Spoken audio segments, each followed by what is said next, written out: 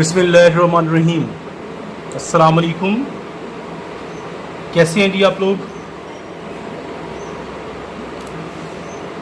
I am going to start a new lecture which is about evaporation. Evaporation is basically the changing of a liquid into vapors from the surface of the liquid. But the condition is we don't have to heat it. यानी हमें किसी किस्म की heat उसको apply नहीं करनी है। Let's suppose I have a bowl in which a liquid is filled. When the molecules which are present at the close contact with the atmosphere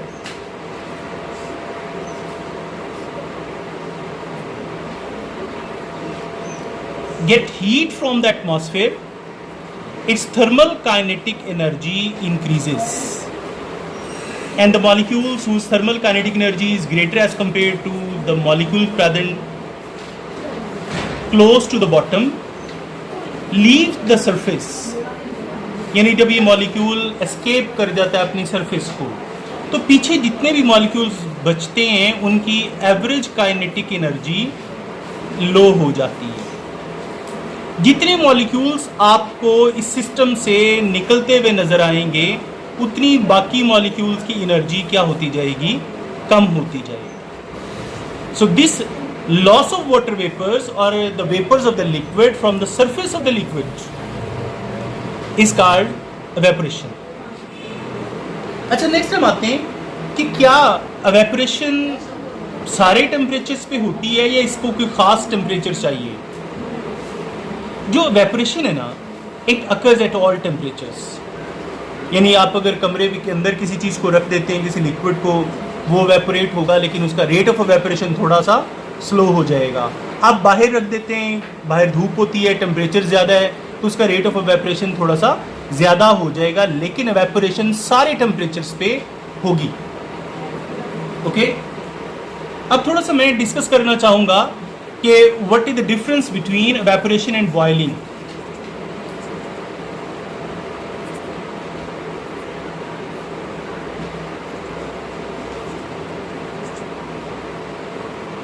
अच्छा, बॉइलिंग के बारे में बात करते हैं। ये आपस कंटेनर है जिसे आपने किसी ट्राइपॉड स्टैंड पर रख के नीचे हीट देनी है।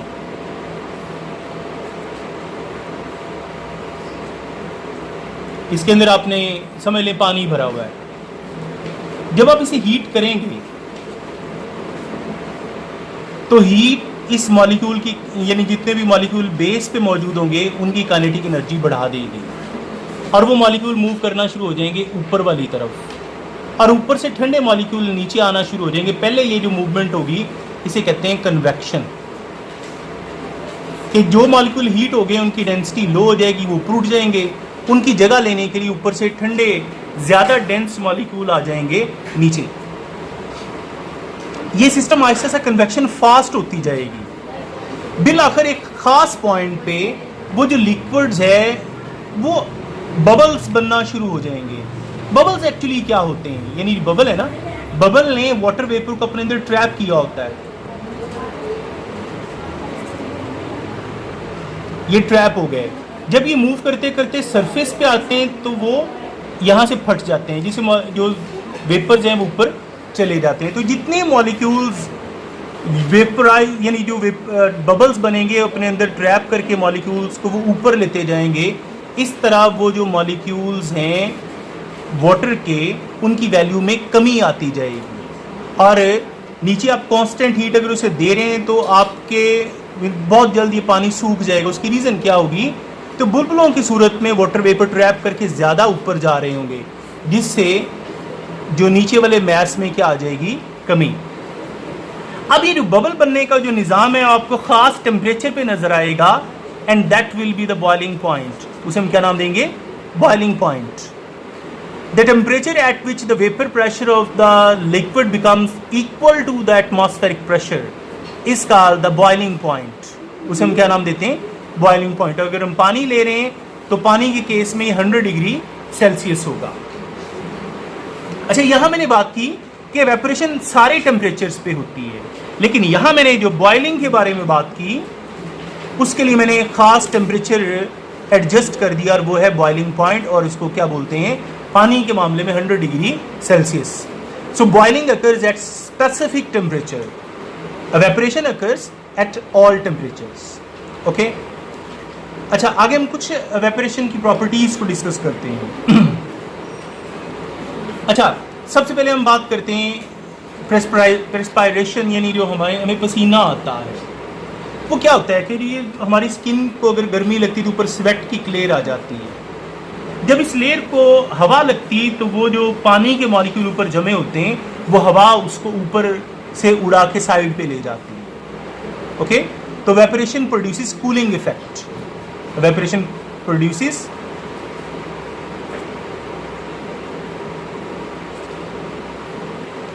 कि जो प्रॉपर्टी है वो क्या है कि वो प्रोड्यूस कर रही है कूलिंग इफेक्ट। और यही वजह है कि अगर आप किसी एक दरख्त के नीचे बैठे हुए हैं जिसके पत्ते बड़े घने हैं तो वहाँ पे ठंडक ज़्यादा होती है, क्योंकि उसकी रीज़न भला क्या होती है कि पत्तों की नीचे वाली सरफेस से जो वाटर है वेपर्स की सूरत में बाहर निकल रहा होता है, तो जो पानी वेपर्स की सूरत में बाहर निकल रहा होता है तो आसपास के टेम्परेचर को डाउन कर देता है। ओके, अच्छा नेक्स्ट हम इस टॉपिक के अगले पार्ट पे आते हैं और वो है फैक्टर्स। रेट ऑफ इवेपोरेशन किन किन फैक्टर से अफेक्ट होता है, पहले बात करते हैं टेम्परेचर की। देखिए एक सिंपल सी बात है कि अगर आपके पास एक क्लॉथ है इस साइज का, आपने उसे गीला कर लिया है, एक और इसी साइज का क्लॉथ लें उसे भी उतना ही गीला कर लें, एक को रख दें रूम में, एक को बाहर लॉन में रख दें, इसके ऊपर डायरेक्ट सन अपनी हीट शावर कर रहा है और ये रूम में बाउंड्री मौजूद है, इधर हीट क्या होगी कम। तो ये वाला जो क्लॉथ का यानी बी वाला है ना, ये वाला ये जल्दी ड्राई हो जाएगा, it will dry faster as compared to the A. So rate of evaporation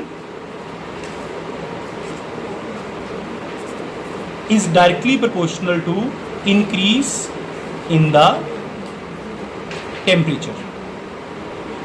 अच्छा, नेक्स्ट हम टॉपिक डिस्कस करते हैं, जो फैक्टर है वो है सरफेस एरिया। इसी की मिसाल लेते हैं कि अगर क्लॉथ ए को रूम में रखें, उसकी फोल्ड्स 2 कर दी जाएं और दूसरा जो बी है वो उसी तरह फैला हुआ रहने दें, तो इसका सरफेस एरिया ज़्यादा हो गया, इसका सरफेस एरिया कम है, तो ये चीज़ जल्दी ड्राई हो जाएगी। इसका मतलब है कि rate of evaporation is also directly proportional to the surface area of the object. अब इस सरफेस एरिया की एक और मिसाल भी हम लेते हैं कि मेरे पास ये पानी है, ये मैंने कप में रखा हुआ है, तो कप की इतनी बाउंड्री है जो कि सरफेस है। चाय समझ लें, अगर इसमें मैंने चाय डाली होती तो अगर ये जल्दी मुझे इसको ठंडा करना होता तो मैं इसको इस सॉसर में डाल देता हूँ। ठीक है, अब देखें चाय थोड़ी सी लेकिन फैल ज़्यादा गई, उसकी सरफेस क्या हो गई ज़्यादा। अब देखें ये आपको हिलती नज़र आ रही होगी, जितनी ज़्यादा ये सरफेस ज़्यादा होगी उसका एरिया बढ़ गया, वो एवेपोरेट भी ज़्यादा हो जाएगी और जल्दी ठंडी भी हो जाएगी। ओके, तो इसका सरफेस एरिया कम था, इसका सरफेस एरिया ज़्यादा है, तो रेट ऑफ एवेपोरेशन इस सॉसर का इस कप की निस्बत ज़्यादा होगा। अच्छा, नेक्स्ट हम आते हैं, जो अगला फैक्टर है वो है विंड। हम इसी क्लॉथ की ही बात कर रहे हैं कि अगर ये आपको जल्दी खुश्क करना हो तो आप इसको फ़ैन के सामने रख दें, फ़ैन इसको हवा देगा,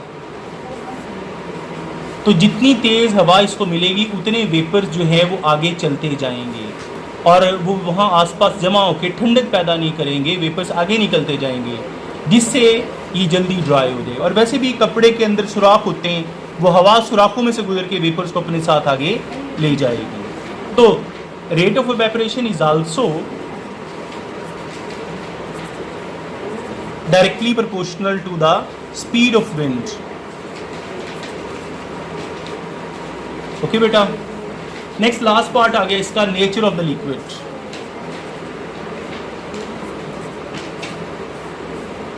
अच्छा मुझे ये बताएं कि अगर आपके पास दो कपड़े हैं, एक को आपने वेट किया है वाटर से, एक को आपने सिपरेट से वेट किया है, सिपरेट समझ लें या नेल पेंट रिमूवर समझ लें, यानी नेल पेंट रिमूवर से आपने इसको फुल गीला कर दिया है, कौन सा जल्दी खुश्क होगा? ये वाला। क्योंकि इसकी रीज़न ये है कि जो नेल पेंट रिमूवर है वो वोलेटाइल लिक्विड है, इसमें इंटरमॉलिक्यूलर फोर्सेस पानी की निस्बत इंतहाई वीक है। तो जितनी किसी चीज़ में इंटरमॉलिक्यूलर फोर्सेस वीक होंगी उसका रेट ऑफ इवेपोरेशन भी ज़्यादा हो। ओके, और उसी तरह अगर नेल पेंट रिमूवर आप अपने हाथ पे एक कतरा यूँ गिरा लें तो वो आपके हाथ से हीट रिमूव करके आगे इवेपोरेट हो जाएगा और आपके हाथ को ठंडा कर देगा। तो इसका मतलब ये हुआ कि जो इवेपोरेशन है वो क्या प्रोड्यूस करती है? Cooling effect. ओके बेटा, ओके जी, मिलेंगे नेक्स्ट लेक्चर के साथ। सी यू नेक्स्ट टाइम। अल्लाह हाफिज़।